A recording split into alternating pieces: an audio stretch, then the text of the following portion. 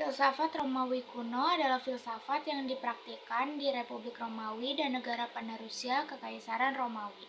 Filsafat Romawi tidak hanya mencangkup filsafat yang ditulis dalam bahasa Latin, tetapi juga filsafat yang ditulis dalam bahasa Yunani pada akhir Republik dan Kekaisaran Romawi. Minat dalam filsafat pertama kali muncul di Roma pada tahun 155 sebelum Masehi. Filsafat Romawi sangat dipengaruhi oleh filsafat Helenistik. Namun, perkembangan unik dalam aliran pemikiran filsafat terjadi selama periode Romawi juga, dengan banyak filsuf mengadaptasi ajaran dari lebih dari satu aliran. Kedua aliran hukum terkemuka pada periode Romawi ialah sekolah Sabinian dan Prokulean.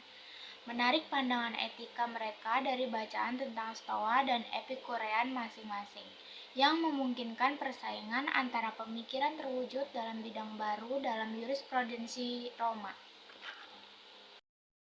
Selanjutnya ada tokoh filsuf Yunani kuno yaitu Epikurus. Epikurus adalah tokoh filsuf Yunani kuno yang hidup pada abad ketiga Masehi. Ia lahir di Samos pada tanggal 4 Februari 341 sebelum Masehi dan meninggal pada tahun 270 sebelum Masehi pada usia 72 tahun. Epikurus mendirikan aliran yang dikenal dengan nama Epikureanisme yang ajaran utamanya adalah etika, yang menekankan kebahagiaan dan kedamaian serta tujuan hidup manusia. Hukum keadilan etika dan moral merupakan hal-hal yang sangat penting dalam membentuk kehidupan masyarakat yang baik dan seimbang. Epikurus menganggap bahwa hukum adalah suatu sistem peraturan yang dibuat untuk membentuk dan mengatur hubungan antara individu dan masyarakat. Keadilan, etika, dan moral merupakan aspek penting dalam pembentukan moralitas dan etika manusia. Epikurus mencari kepastian untuk memperoleh landasan terkait sistem keilmuan filosofis yang dapat memadukan skeptisisme dan idealisme. Skeptisisme adalah sikap skeptis terhadap klaim ilmiah di segala bidang. Kemudian idealisme adalah sikap yang mengagungkan jiwa, bersifat takhayul, spiritual, sehingga jiwa dan pikiran melambangkan mimpi.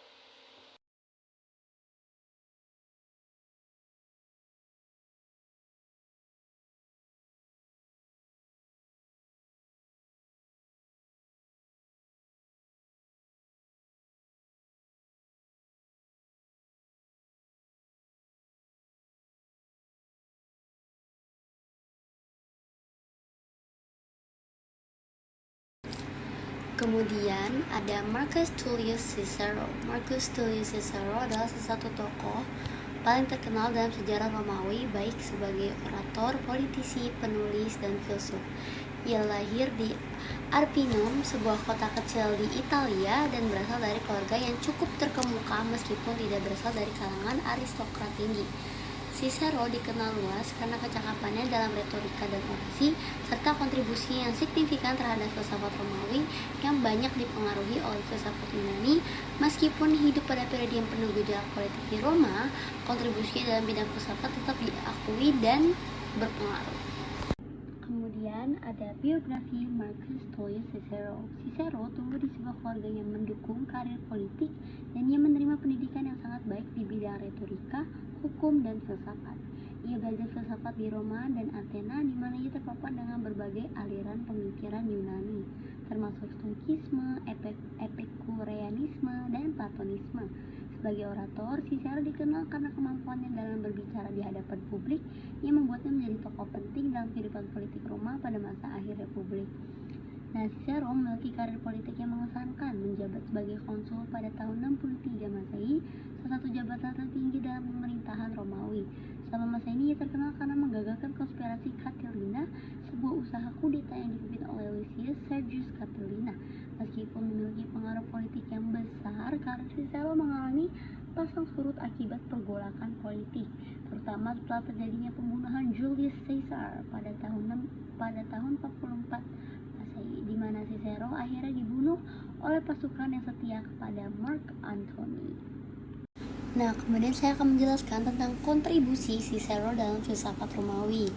Nah, yang pertama yaitu ada perkenalan filsafat Yunani ke dunia Romawi. Filsafat Yunani. Nah, Cicero tidak menciptakan sistem filsafat baru, tapi dia sangat berperan dalam memperkenalkan dan mengadaptasi filsafat Yunani untuk pembaca Romawi.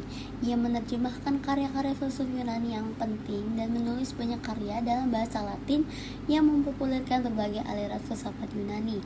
Dalam hal ini, Cicero bertindak sebagai penghubung antara tradisi filsafat Yunani dan dunia intelektual Romawi. Kemudian ada yang kedua yaitu filsafat moral dan etika. Salah satu sumbangan terbesar Cicero dalam filsafat adalah pemikirannya mengenai etika dan kewajiban moral. Dalam karya monumental The Offices tentang kewajiban, Cicero mengembangkan pandangan moral yang sangat terpengaruh oleh Stoikisme. Meskipun ia juga menyarankan agar kebajikan dilakukan dengan cara yang realistis sesuai dengan keadaan sosial dan politik. Bagi Cicero, kewajiban moral terhadap negara, keluarga, dan masyarakat sangat amat penting, dan ia menekankan bahwa seorang individu harus bertindak dengan kebajikan dan integritas dalam segala hal. Kemudian yang ketiga adalah pemikiran politik.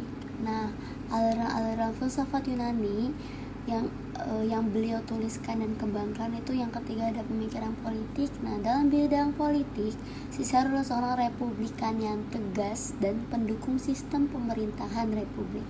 Dalam karyanya De Republica tentang negara, ia mengusulkan bahwa negara yang ideal adalah negara yang berdasarkan pada prinsip-prinsip keadilan dan keseimbangan antara kekuatan pemerintah.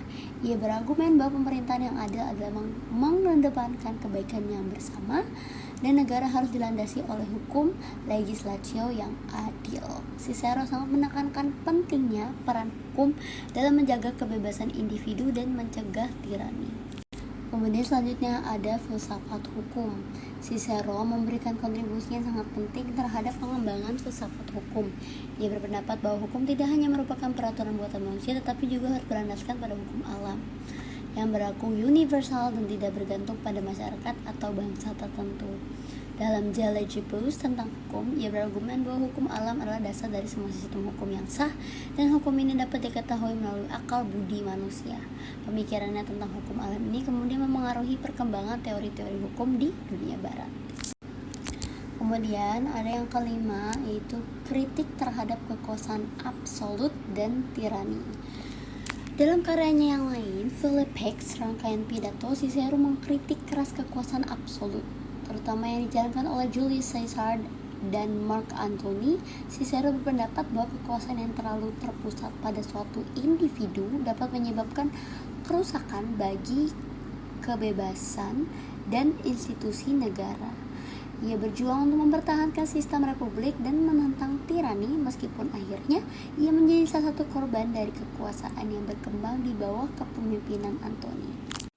Baik, untuk selanjutnya ada warisan filosofis Cicero. Cicero merupakan tokoh yang sangat berpengaruh dalam sejarah filsafat dan pemikiran barat. Meskipun dia tidak menciptakan sekolah filsafat baru, kontribusi dalam memperkenalkan dan mengadaptasi filsafat Yunani ke dalam konteks Romawi sangat amat penting. Pemikirannya tentang moralitas, hukum, dan politik memiliki dampak yang mendalam pada para pemikir berikutnya, termasuk para filsuf Kristen abad pertengahan, serta filsuf-filsuf modern yang memikirkan tentang negara, hukum, dan etika.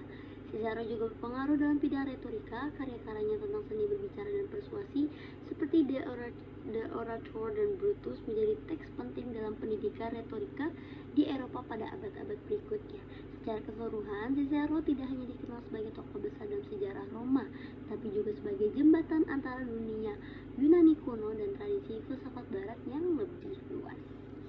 Assalamualaikum warahmatullahi wabarakatuh. Perkenalkan, nama saya Zara Khairunisa dengan NIM 0603524074 dari kelompok 6 ingin mempresentasikan tentang filsafat Romawi.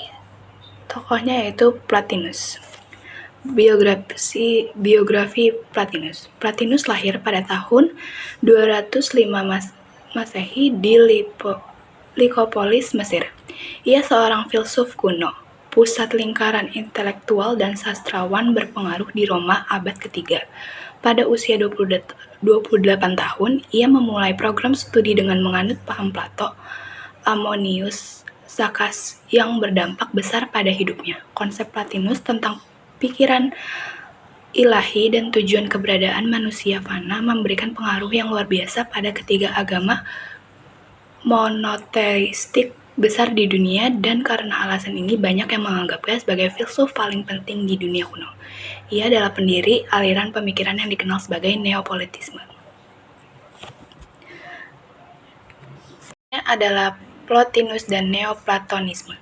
Neoplatonisme adalah istilah modern yang mendefinisikan kebangkitan pemikiran Platon, yang dicampur dengan unsur-unsur mistisisme dan Kristen, yang berkembang pada abad ketiga, dengan karya Plotinus dan berakhir dengan penutupan Akademi Plato oleh Kaisar Justinian pada tahun 529. Porphyry menuliskan dan menyunting ajaran Plotinus ke dalam 6 kelompok yang masing-masing terdiri dari 9 bagian yang disebut Enneads, yang dalam bahasa Yunani berarti 9. Ennead mengembangkan kosmologi Plato dan mendesaknya pada kebenaran hakiki yang berada di luar jangkauan indera kita. Plotinus menyebut kebenaran ini sebagai yang satu atau yang baik, tetapi karena kebenaran ini tidak memiliki batas, kebenaran ini tidak pernah menciptakan dan tidak akan pernah dapat menghancurkan. Kebenaran ini benar-benar berada di luar jangkauan kata-kata untuk dijelaskan. Meskipun label Plotinus tentang nous, pemikiran ilahi, adalah yang paling mendekati. Filsafat bagi Plotinus. Untuk membangkitkan jiwa terhadap kehadiran pikiran ilahi ini, nous ini, dan kemungkinan seseorang untuk mengabdikan hidupnya dengan benar untuk mengejarnya, sebuah konsep yang akan memiliki pengaruh besar pada Santo Agustinus dari Hippo, dan konsepsinya tentang Tuhan Kristen dan tugas orang Kristen dalam hidup. Plotinus menulis Tuhan tidak berada di luar siapapun, tetapi hadir bersama semua hal, yang tercermin dalam pandangan Agustinus tentang Tuhan dalam karyanya City of God.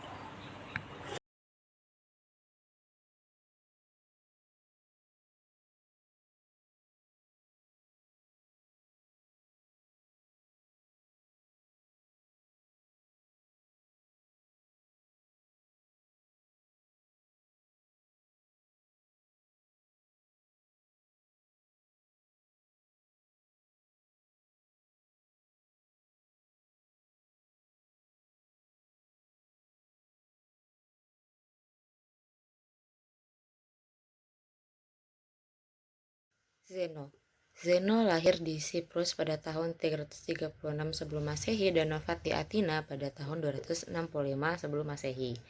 Ia lahir berbarengan dengan Alexander Agung naik tahta di Makedonia. Ayahnya adalah pedagang yang sering bepergian ke Athena, dan Zeno tentu saja mengambil profesi ayahnya. Dari Stilpo, ia mendapatkan pelajaran bahwa kesalahan terbesar dalam hidup adalah mengatakan "ya" terlalu cepat agar mendapatkan kehidupan yang tenang. Ia mendahului pertanyaan Sartre bahwa mengatakan tidak adalah pernyataan identitas pribadi seseorang, sementara menyetujui permintaan orang lain mengurangi kepribadian individu. Zeno memulai studi filsafatnya dari Crates of Thebes, yang merupakan salah satu filosof aliran sinis termasyhur di Athena kala itu. Aliran sinis adalah yang tidak mempunyai cita-cita dan selalu menganggap orang lain lebih buruk. Karena itu, ia sinis atau sinis, mereka menekankan bahwa kebahagiaan sejati merupakan ketidakberuntungan kepada sesuatu yang acak atau mengambang. Maka kaum sinis menolak kebahagiaan dari kekayaan, kekuatan, kesehatan, dan kepamoran. Selanjutnya belajar dengan Stilpo the Margarian dan terakhir menjadi murid Polemo.